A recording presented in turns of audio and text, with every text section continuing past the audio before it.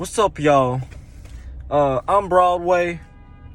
I don't know what the fuck going on here at the theater. I just got out the theater watching The Quiet Place Part 2.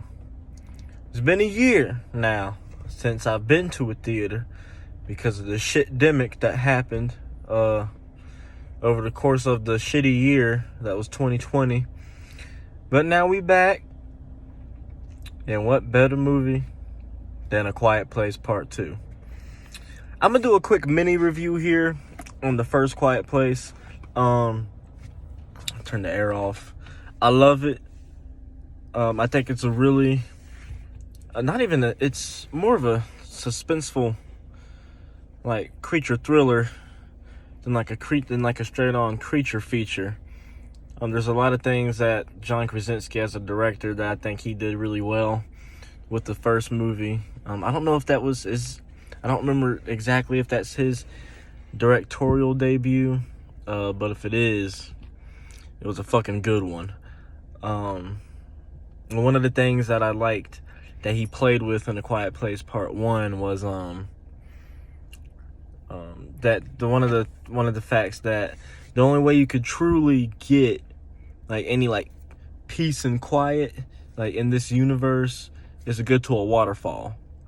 I like the idea that he built this logic around the monsters that if there's a constant noise going on in a certain area for a certain period of time, then the monsters sort of just get used to it being there, so they just stop being attracted to that area. So I thought that was a really cool place that you have to go somewhere loud to get peace and quiet in this universe, because when you actually are in the quiet, that's when you're most afraid, because you're trying every second not to make a noise. But so that's my thoughts on The Quiet Place Part 1. I think it's a really good first film to start out this original little thing. Let's talk about this movie. There's gonna be spoilers. It's been out for a minute. I'm late as fuck. I caught a 9:45 showing out in the borough of North Carolina. I was bored as hell, told to get out the house, so I did. Got some food, went to go see this movie. I guess I was gonna say where to begin, but let's start from the beginning of the movie, I guess. This movie pretty much, it starts out literally right where we left off, but in a sense not, because you see day one. And this is probably one of the best day one like scenes of any apocalyptic thing that I can think of off the top of my head, from everything I've seen in regards to something happening, and you got to see the first day of it. It was really great opening. It was great to see John Krasinski in for at least 10 minutes before you're reminded that he got fucking killed in the first one. But and I love the fact that in the trailers you sort of think that Cillian Murphy is maybe not necessarily a villain, but I thought he was the villain of the movie, but he's actually a friend of Lee Krasinski's character from the first one. And his character was really dope. The only thing, they did some trailer trickery, because there's a part in the film, I'm going to be jumping all around because it's 11:37 and I'm just doing guerrilla style reviewing at this point. But there's a point in the movie where, okay, hold on. Let me break the shit down. Synopsis of the movie. The same family that you were following in the first one, picking up right where they left off. Now they're going out into the uncharted territory. Their friend, Cillian Murphy, having trouble remembering the character's name, but they have an outpost like a few miles like out in the woods, and they have these like fire towers to signal each other whenever shit's going down and they need each other's help. So they get there. Homeboy, fucking son, gets caught in a bear trap. Yeah, that was fucked up. See what I'm talking about, jumping all over the place. Back to the synopsis. The family is pretty much on the road, leaving their house behind after Krasinski died. And yeah, they're just trying to survive. Now, if we're talking about now getting into the spoilers for the story synopsis, there's a signal that's being played over the radio, and it's the song Beyond the Sea. And they just think it's a song. Like, the first thing that they think of is, oh shit, there's people. This just means that there's people here. Lo and behold, our deaf homegirl does some homework overnight while everybody's asleep, and comes to tell the brother later the next day, like, hey, that's not just a song, it's a message telling us that we need to go to the ocean, go to the beach, and go, like, we need to take a boat out to this island to where the radio station, where they're broadcasting from. Of course, like any movie, the kid has to do the shit on their own. So deaf girl goes off on her own, gets strung up in the fucking house, or some store, I think. In the train, my bad. And our homeboy, Cillian Murphy, ultimately has to save her, which is fine. I don't mind that.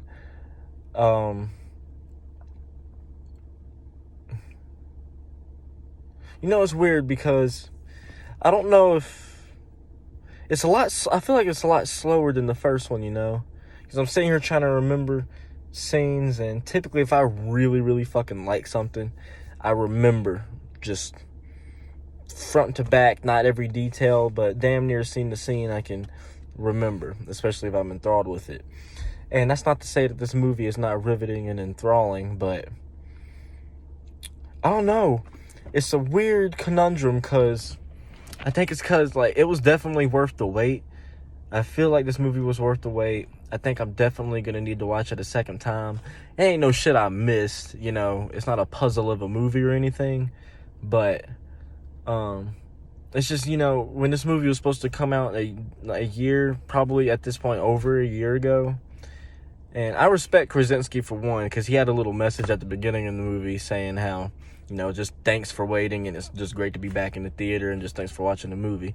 Thank you, John Krasinski, for fucking sticking to your guns and, like, wanting people to watch this movie how you envisioned them watching it. Because just shout out to the audio designers, because it's a very important part of the movie. And I forget my homeboy's, the African dude, but I think he's from Blood Diamond.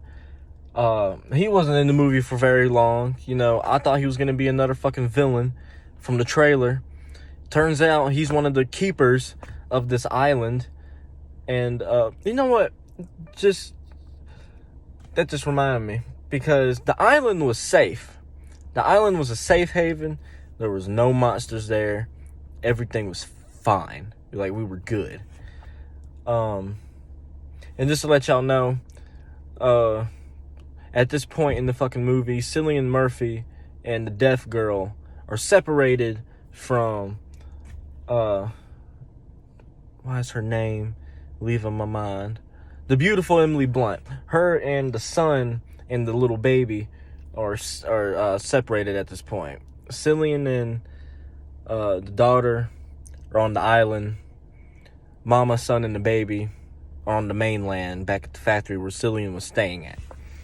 And that was, I tell you, the most gut-wrenching part of this movie, man, was when they were locked in that vault.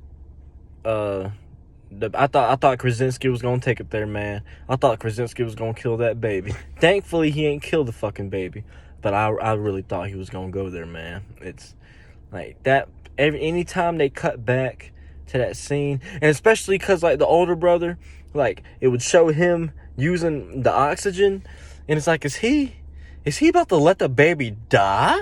What the fuck is you doing? Like, you need to let him live. And I get it. I thought, and that would have been fucked up if he would have died too, but nah, Krasinski kept them all alive. I guess he only felt the need he needed to sacrifice himself and everybody else that wasn't the fam. And Cillian Murphy, because he survives too, thank God. But yeah, so we didn't really get much of this group that Cillian and the deaf girl run into. But it's like they had like these weird, I don't want to say they're like a cannibalistic group, but whatever this crazy ass post-apocalyptic like group is that's formed out in the wilderness and was about to capture Cillian and the deaf girl. We didn't get shit on them, but just weirdness. They got offed like the same scene that they were pretty much introduced. I didn't think we were gonna get much with them because the movie's really, it's an hour and 37 minutes. It's not long at all. It flies. There's parts of it where it's slow. I don't want to say the word dragging because that gives off a negative connotation, but it's very slow at some moments. Like I said, it's definitely, I think it feels slower than the first one. But yeah, this crazy group, we don't get a lot with them, but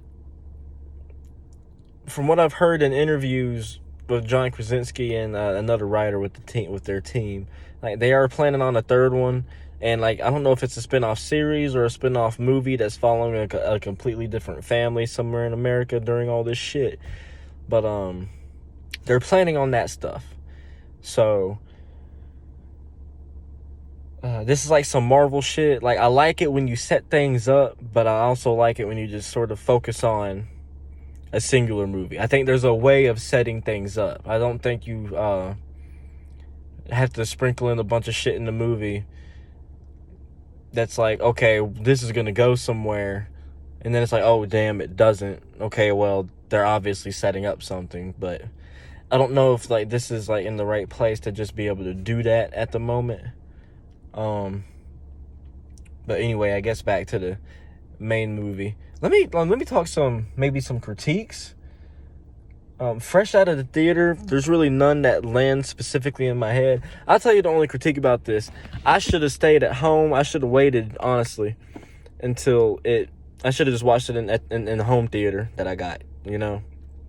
I had, literally in my row only, it would be in my row. Just shitty karma. But literally, my whole row was filled up with teenagers that decided to come out and catch a 9:45 viewing of A Quiet Place Part 2 and do nothing but fucking talk the whole 97 minutes. They could have gone and seen Peter fucking Rabbit. Like, who goes and spends $13 to go and talk? Y'all could have gone to the bowling alley. Y'all could have gone any fucking where else but to A Quiet Place Part 2 to go and talk. And then when the fucking the employees at the theater came in to tell them to shut the fuck up, they started texting each other. And like, so like you wouldn't hear them talking, but you would just hear a bunch of just a bunch of bullshit, snickering and laughing at what they're texting each other.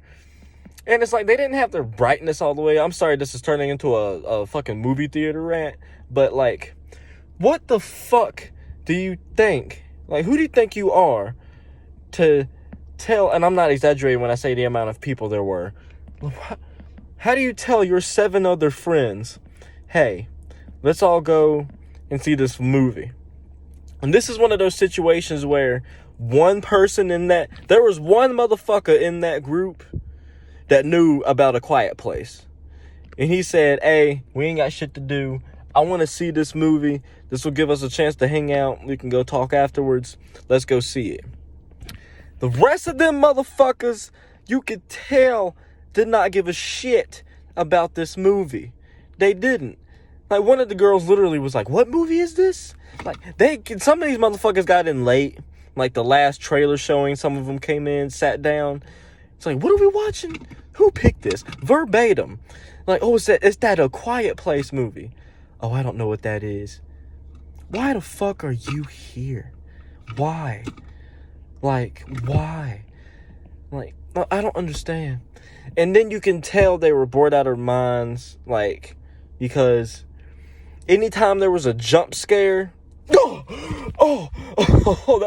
that was good. Verbatim. They would laugh like, damn, that shit got me, bro. But then the parts where you're really supposed to be like feeling, oh shit, like the baby part, nothing. Like, fucking clueless people, man. Like, I'm gonna just give some examples of some of the jump scares. The shit in the trailer, like day one, I love that scene, but hate to say it, it only got cool. It was only cool for about 30 seconds for me personally, because you've seen half of it so many times already. Like, I get it, you don't want to show nothing, and there's really not a lot to show, honestly, in this movie when it comes to trailers. When it comes to action, you've seen all the action scenes, just not them to the full extent, really. So, I would honestly say, like, stay away from the trailers. Like, if you love A Quiet Place Part 1, and for somehow you haven't seen the trailer, and you just know the movie exists, fuck the trailer. Trust your instinct that you love the first one, and just go watch it. It doesn't really necessarily ruin anything, but you get a glimpse of everything.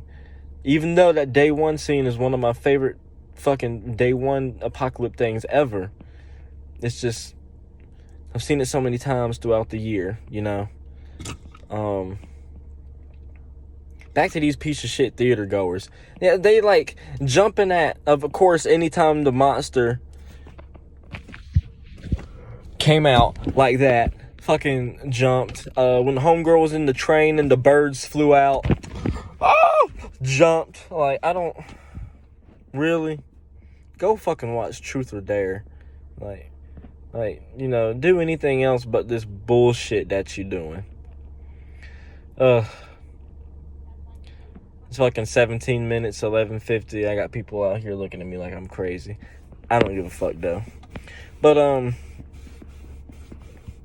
the ending, it ends the exact same way as the first one, pretty much, which is not a bad thing. It was very abrupt for me because it was sort of like, it was the experience I had with Mortal Kombat. Like, when Mortal Kombat ended, I was not ready for it to end. You know, I have my gripes with it like everybody else, some of the fight scenes and whatnot. But I just wasn't ready for it to end. It was like, this needs about 30 more minutes. This movie could have used 30 more minutes. It could have been 2 hours and, 17 minutes. It needed it, honestly, for some of the things they were setting up. It'll be cool if we see the spin-off movie or the third movie and we see more of that fucking cult, whoever the hell they were. I don't, like, you literally don't know. None of them fucking talk. They scream because they get ripped to fucking pieces. Like, you have no backstory on that group of people. And it was weird because, like, I wanted to be intrigued by them, but you just didn't get enough to be intrigued. It's like, okay, this is a crazy group. Why are they crazy? Do they worship these monsters? What?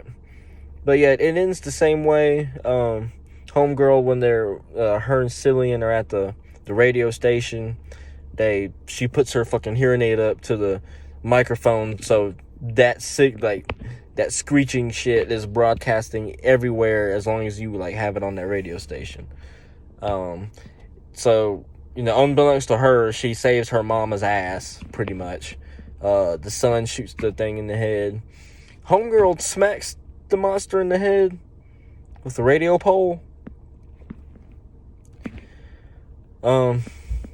Okay, it was cool. It was like kids get their shine, whatever. Then it cuts to black.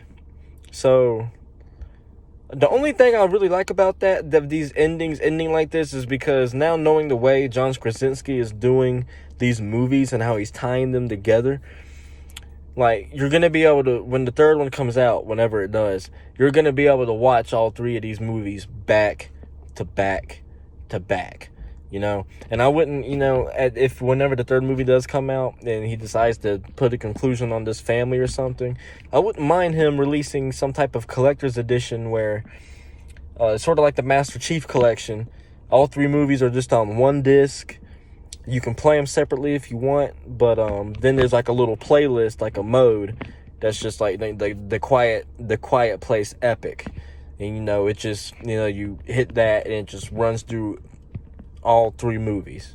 Because the way these 2 films are set up, you can literally watch these 2 movies like it's just hour and a half long episodes of a television show. You could watch the first Quiet Place and then just go, boom, right into the second one. So yeah, I'm excited for whatever else they do, man. It gives me a lot of Last of Us vibes, especially with Cillian and Lee. It really makes me wish that Krasinski's character didn't die in the first one, because I feel like watching him and Cillian on screen, because they had the little bit of dialogue they had together, the little bit of time, there was something there. They were friends.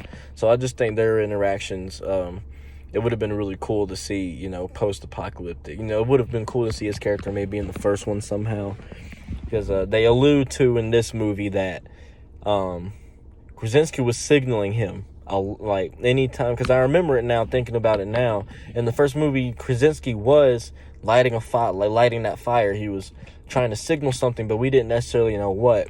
And now we know. See, this is the setup shit that he's doing, and now you know that he was signaling, Cillian. And Cillian didn't think it was going to be worth coming out, because he didn't think there was going to be anything to find. And he just never showed any of the times he was getting signals. Which is crazy. And I'm going to say this last thing. It's getting 20 minutes. I'm ready to get the fuck home. I got to be up at fucking 6 o'clock in the morning to work. But another thing I really like about these 2 movies is the character studies they do on just humans and how fucked up we can be to one another. And there's not like a lot of shit in these movies that show that. I'll get into it. But there's a scene with the African dude, and he's talking to Cillian's character when they finally made it to the island. And he was telling them how, that the day that they were all supposed to leave, that they were all supposed to dock and go to the island, they had 12 boats there ready. Like 12 boats fucking ready to load people up and take them to safety.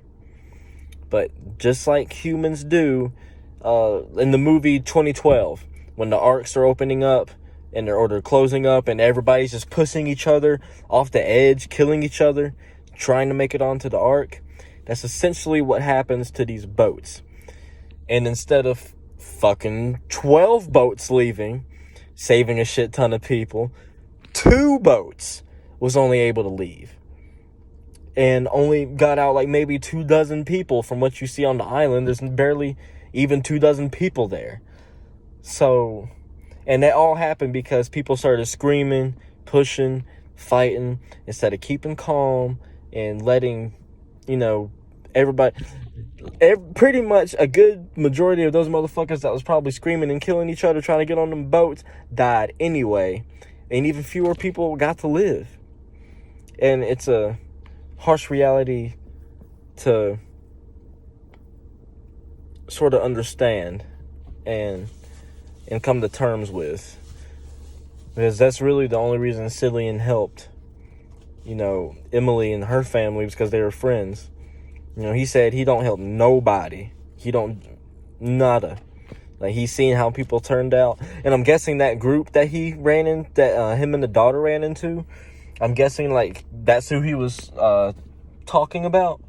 I assume, at least. I'm guessing he's seen those people before and just knows that they're out there and he knows not to fuck with them. But it's midnight, y'all. This is my first review. I figured this was the first movie back in theaters, for me anyway, since the pandemic hit and everything. I think the last movie I saw in the theaters was did Once Upon a Time in Hollywood come out before or after Halloween? Halloween 2018. I think Once Upon a Time came out 2019. Yeah, I think so. It's either that it was 2019 to 2020. I think that was the last movie I saw, and I'm gonna have to do a review on that, because that is, I've never been so impressed and amazed and disappointed and hated a film as much as I do Once Upon a Time in Hollywood.